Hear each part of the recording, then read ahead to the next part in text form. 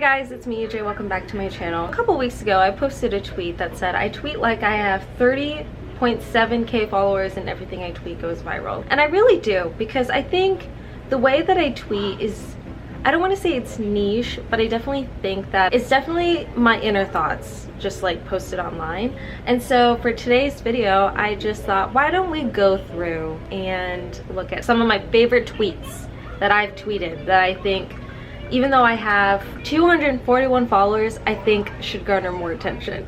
Let's just start with what I tweeted 5 minutes ago. You know, I just think sometimes my brain is on another level. I said sometimes my brain goes so sicko mode with my mental illnesses that I just stop thinking. Like I'm solving a puzzle on my iPad. I don't know what you're talking about, with the word about being misspelled. That is very true. I was watching my YouTube video that I posted literally today. Today is June 24th. I posted it today, but I filmed that June 11th. And I watched that and I was like, I feel like I'm not articulating correctly what I mean by like my brain just stops thinking. And so I said, sometimes my brain goes so sicko mode, meaning my depression, anxiety, and whatever else that I got just goes so extreme that like I just don't think anymore. And I was solving a puzzle on my iPad prior to writing this tweet. So a lot of my tweets vary on the side of being super duper depressing or being meme central. Like I'm making fun of myself. Something I tweeted yesterday, or last night really, I miss believing in something, I miss believing me. You want to know how I thought of that tweet? I was door dashing and I was heading home and I drove past a sign that said, do you believe in heaven or hell? And I just think that context is so funny to me. I'm agnostic, right? Like I do sort of believe that there's a higher power. I come from a Catholic faith like background and I used to believe in God heavily. And so I think in my head, like even though I'm agnostic, I'm not heavy into my faith. I'm more spiritual if anything. And so when I saw that sign, it was just funny that like I went so serious and said, I miss believing in something, I miss believing in me, which is true. There are lots of days where I just don't believe in myself and believe in like my journey and my path and like where I'm meant to be. And I always like vary on the scale of like, you know, sometimes there's no need for you to have like a life purpose. Sometimes your purpose is just being here and being present and being alive. And then there are times where it's like, yeah, but like what am I gonna do with that? One of my followers liked it and I'm like, I wish they knew the context. 4 days ago I tweeted, new thing I realized that I could do, put on my contacts while laying down in my bed. I guess that was only because I was too lazy to get the f out. I still want to buy a house. It's been 11 days, a week and a half, still want to buy a house. Okay.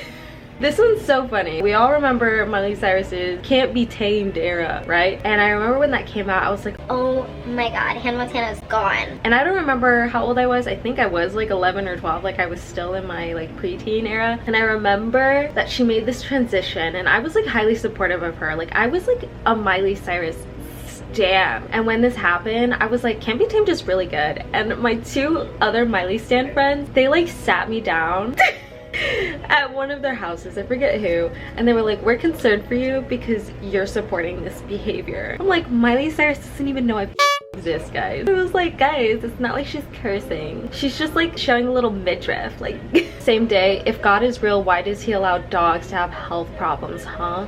Why? Honestly, that tweet comes from a lot of like TikTok scrolling on my For You page. Like once every like couple of days, I get like at least one TikTok about a dog having a health problem, and it's just really like unfortunate. Like I think about Willow and she has like environmental allergies, and I just think that's really rude. Like she's just trying to live her life. You're making her allergic to her environment. That's so rude. I quote tweeted this picture that says, you're so quiet, I don't make sense when I talk, bro. And then I said, I tried to record a TikTok about me oversharing and restarted about 10 times because I was not making sense. I gave up eventually and scrapped it. I did have a point about oversharing and how I really wish that I could be sort of a mysterious human being and just like not tell anybody, but like the words were not forming correctly and they were not like combining right. And so a lot of times I just don't talk because I'm not eloquent enough to like say what I want to say. That's why like I always retweet or repost things that other people are saying because they can say it better than I do. And it's really unfortunate because I feel like I have a lot going on here that I like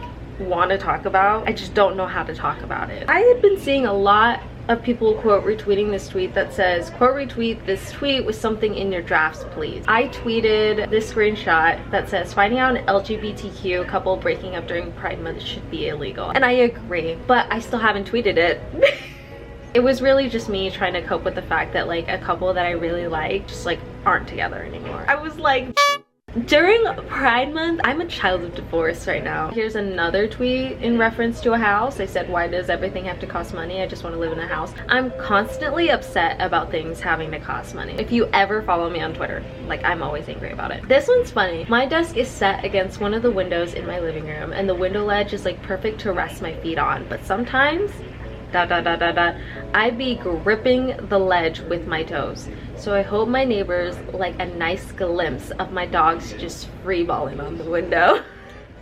Right across from me, I obviously have like a cross neighbor. It's not like they're looking out their window all the time, but their stairs are like right next to my window. If they just look to their right, they'll see my feet on the window ledge. And I just think that's funny. They never do. I happen to glance sometimes when they're walking down the stairs and they're never looking in my direction, but it's just funny because it's just like if they ever did on some sort of chance, they're just gonna see my toes gripping the ledge. I don't know why, like I do that. It's just so comfortable. Like I just started doing it right now. Something about listening to Kehlani's singing makes me shy. Like I don't know why. Maybe it's because the fact that I've never been with a woman and she is just an unbelievably attractive and like ethereal human being. I think those things are why she makes me shy. Including her angelic voice. Like don't even say I don't know why. You know why. You just don't want to say it. I'm a Wanda Maximoff apologist. I mean, yeah. You Google Wanda Maximoff's whole entire backstory and tell me you don't feel bad. You probably don't. I'm very attracted to people and like characters that have like an immense amount of grief and sorrow in their hearts. Can you tell why? As somebody who lost her dad last year and took like a whole year to get over their ex-boyfriend when they broke up, like okay. I don't think I need to explain why I'm a Wanda Maximoff apologist. Chicken Cobb salads are so delicious. Yeah, it's okay. My hair. You're telling me my hair was looking like that the whole time and y'all didn't tell me? How rude. I still think Phoebe and David should have been endgame. Just another Friends, the TV show opinion. I don't want to get into that. Why did I just shed some tears over Snoopy the dog? He's so cute and I love him. Need I say more? Ty Burrell looks more like a Phil Dunphy. I refuse to call him by his real name /J. It's a joke, but literally Ty Burrell, finding out that the actor of Phil Dunphy his real name is Ty Burrell, I'm like, that does not feel right to me. And I'm joking obviously because that is his real name, but he just looks like a Phil Dunphy. This is gonna sound morbid as hell, but every time I hear about someone dying, most of the time it's when a famous person dies, but sometimes personal, I always wonder why not me. And I quote retweeted that like a couple days later to clarify, and I said, I forgot to say this, but I don't think this in the way of like someone died, let's make this about me. It's in the way of like, damn, life is crazy and weird and unfair. And it's true because I always think the way that I live my life is so haphazard in the way that like sometimes I don't care for my well-being, and it's so stupid in the way that like people who are actually careful about themselves and take care of themselves and advocate for their well-being and their health, they're the ones who go. And I'm not saying that happens every time, but like when I do read about somebody dying, it's just so accidental or just like not fair. Death is such a cruel reminder that we're not immortal. You get so caught up in the day-to-day and like the busyness and the chaos of life that you forget that you are not immortal. That's something I think about every time I see or hear about a death. See, I told you, like it varies from like depressing to like being silly, because this next one, you know what's something I love but have zero use for? Fonts. I don't know why I love fonts. I'm not even into web/graphic design that much, so here I am 8:30 a.m. downloading fonts onto my Fonto app. For what? What am I using all these fonts for? I downloaded like over 50 fonts, installed them into my computer, and then further installed those onto my Fonto app on my iPad. And I think also on my phone. Like why? This is what happens when you're unemployed. This is what you do. Why am I so late to finding out about things? Shrekfest, I need to go. Yeah, what the Nobody had ever told me that a Shrek Fest exists. If you grew up with me, you know that I am a Shrek enthusiast. I have been ride or die for that movie and that franchise for years, like since I was in high school. I would not stop talking about that mother. I have like a figurine of him over on my TV stand. In my old bedroom at my mom's, there is a Shrek mask hanging in the closet. I don't know if they took it out or whatever, but it was there.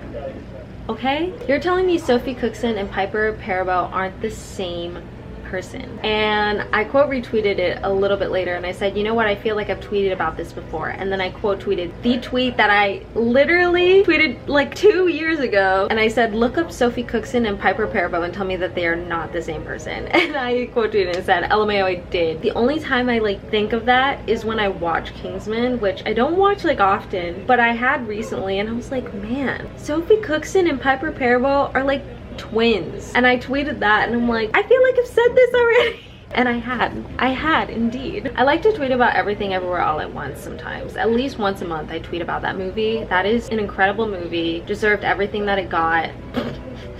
This tweet is so funny. I just wish J.K. Rowling never opened her mouth. It's so true though. Like, why does she ever open her mouth? Like, I sometimes like binge watch the Harry Potter series and I just think about how great it is, and I just think about how J.K. Rowling just had to open her god mouth. Like, girl, the way I've been drinking, I forgot to put bin. Sometimes my brain moves faster than like my fingers. The way I've been drinking 2 shots of espresso diluted with other stuff, but still almost every day for a year and a half should put me in the Hall of Fame. I've been drinking Ice Golden Eagles from Dutch Bros for over a year and a half now. And the last one I'm going to talk about was Rush Hour 2 was my gay awakening. My dad should have never let me watch that, which is true. I don't like how they portrayed Asians in that movie, but that spa scene, how did I not know that I was a little bit gay watching that scene? Like, I got excited at the thought of almost seeing boobs. Like I said, my dad should never let me watch that, but I don't think he was thinking that his child would have a gay awakening watching Rush Hour 2. Anyway, if you guys enjoyed this video, please give it a like and subscribe. If you want me to do another video reacting to some of my tweets, I will gladly do it because I think I'm a really funny person and I think more people deserve to see that. Please follow all my socials. I will put it up here on the screen and in the description box down below. I hope you guys have a great day. Bye!